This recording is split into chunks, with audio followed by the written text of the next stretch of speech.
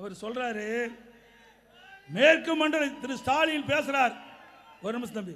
திரு ஸ்டாலின் பேசுறாரு, மேற்கு மண்டலத்தின் வலிமையான செயல் வீரர் செந்தில் பாலாஜி சிறையிலே அடைத்துள்ளார். மேற்கு மண்டலத்தின் வலிமையான செயல் வீரர் செந்தில் பாலாஜி சிறையில் அடைத்துள்ளார். யாரு? திரு ஸ்டாலின் பேசுறார். போட்டு காட்டப்பா அந்த செயல் வீரர் எப்படிப்பட்டவர்.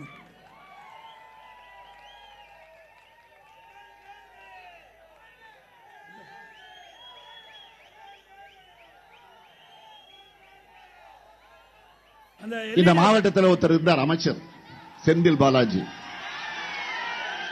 அவரை பத்தி சொல்ல வேண்டிய அவசியமே இல்லை. சசிகலாவுக்கு நெருக்கமாக, அதைவிட இளவரசிக்கு மிக மிக நெருக்கமாக இருந்தவர் செந்தில் பாலாஜி.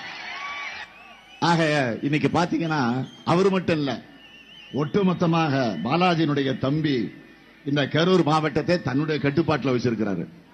கட்டுப்பாடுனா கொள்ளையடிக்கிறதுல, ஊழல் செய்யறதுல, லஞ்சம் வாங்குறதுல,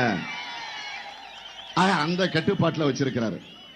ஆள் கடத்தல், நில அபகரிப்பு புகார்கள் எல்லாம் இன்னைக்கு நீதிமன்றத்தில் இருக்கு.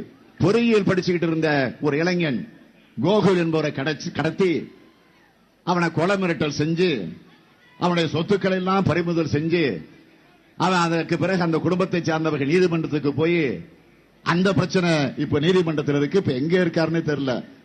அந்த கோகுல் தலைமறைவாகி எங்கே இருக்கிறார் என்று தெரிய முடியாத நிலையில இன்றைக்கு இருந்து கொண்டிருக்கு.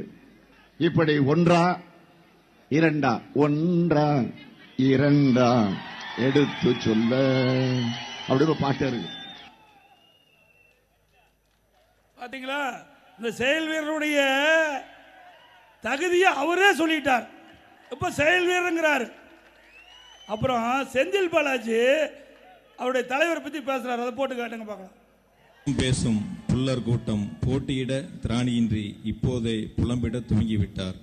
இப்படி ஒரு குற்றச்சாட்டை இந்த அவையிலே கூற உறுப்பினர் மு.க. ஸ்டாலினுக்கு தகுதி இருக்கிறதா என்று கேட்டால் லட்சத்தில் ஒரு பங்கு கூட தகுதி இல்லை.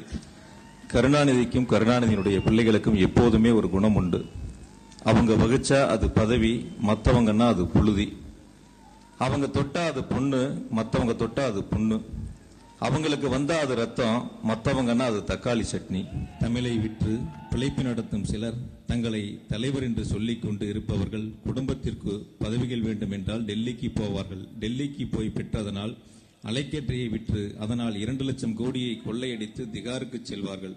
அரசுக்கு வர வேண்டிய நிதியை கொள்ளையடித்ததால் திகாரில் இருப்பவர்களை கருணாநிதி சென்று பார்ப்பது அவர்களது வரலாறு.